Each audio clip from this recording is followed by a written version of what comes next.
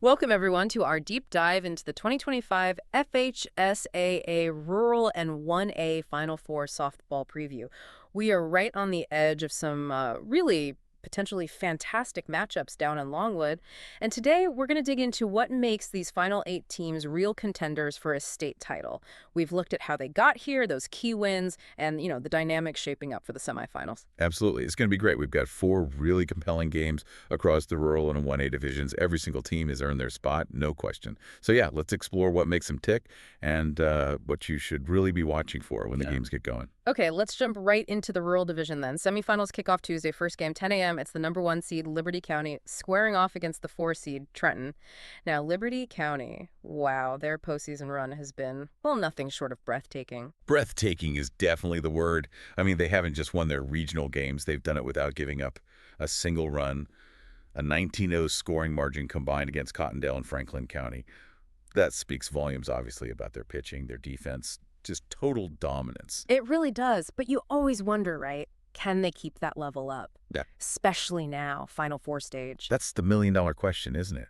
Because that level of perfection is hard to maintain. And Trenton, the 4 seed, they might just surprise some people. They had that really tough, gritty 2-1 win over Williston, showed they can win the close ones, and then, boom, they turn around and just unleash the offense. 10-0 over Moorhaven. Yeah, that versatility is interesting. Because they can win differently. What stands out to you about that ability to kind of shift gears? Well, it shows they can execute in different game scripts, right? That tight win against Williston, that points to real mental toughness, probably some clutch pitching when things got tense.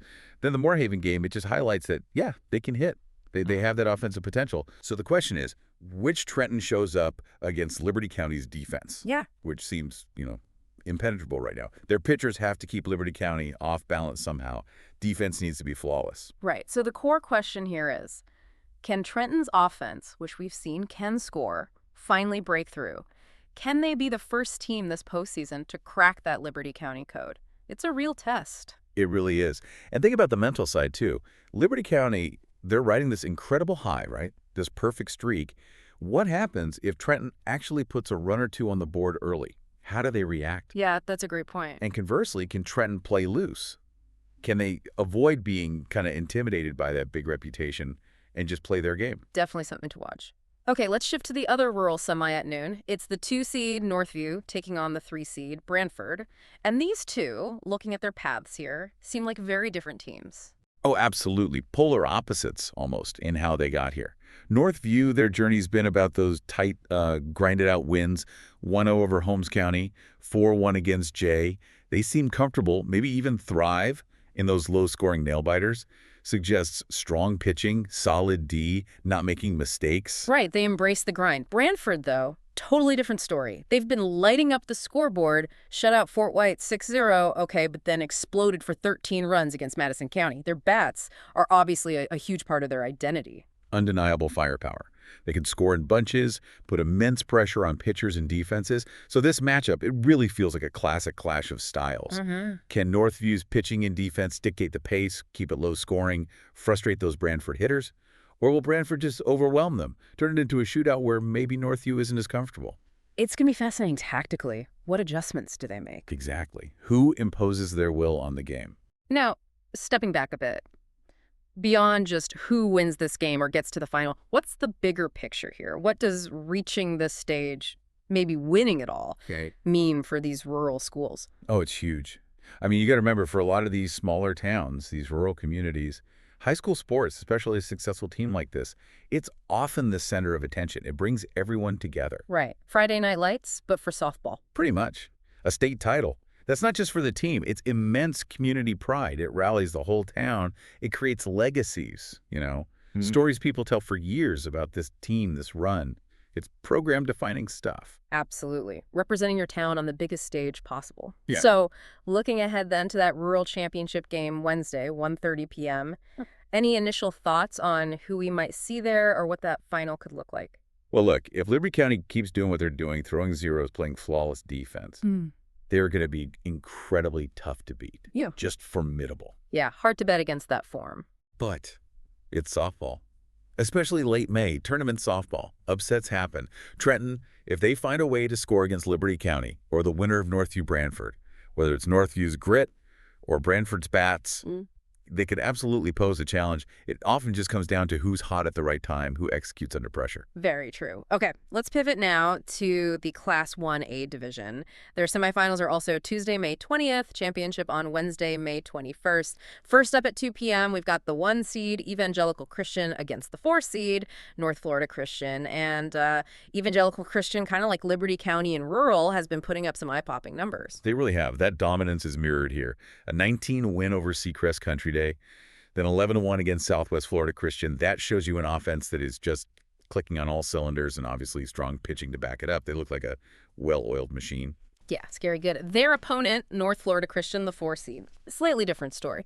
They had a solid 13-3 win over Christ Church Academy, sure, but then they had to really fight for that 2-1 win against St. John Paul II. Yeah. So they've shown they can win the blowouts and the tight ones. What's that close win tell you? Well, it tells you they're resilient. They can handle the pressure cooker of a close playoff game.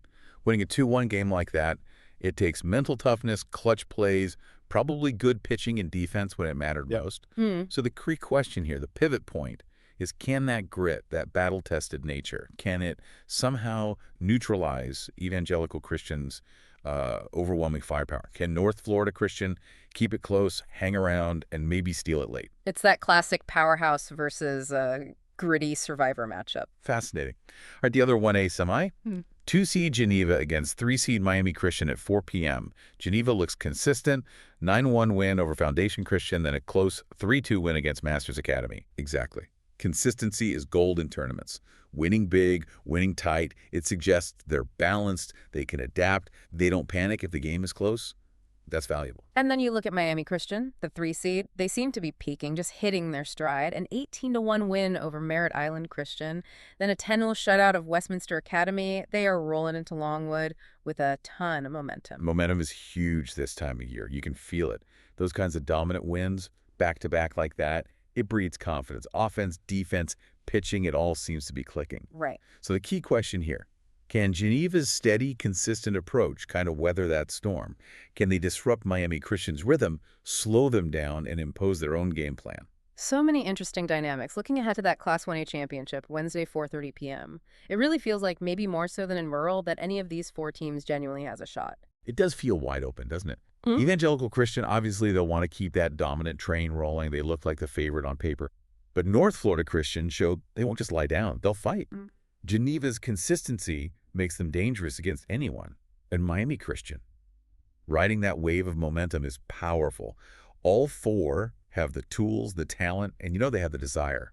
It really sets the stage for some potentially fantastic softball. High stakes, high level. Definitely. So this preview, it really just gives you a taste, a glimpse of the talent, the determination heading to Longwood for the 2025 FHSAA Rural and 1A Final Four, shaping up to be a great couple of days. Absolutely. Keep your eye on those key matchups we talked about, those contrasting styles clashing, those tactical battles, how teams adjust pitch to pitch, inning to inning. That could very well decide who lifts the trophy. And really, just think about the journey for each of these teams, what it took to get here, the close calls, the big wins, the challenges they overcame. It all comes down to this. What's that final piece, that final ingredient that separates a contender from a champion? We are about to find out.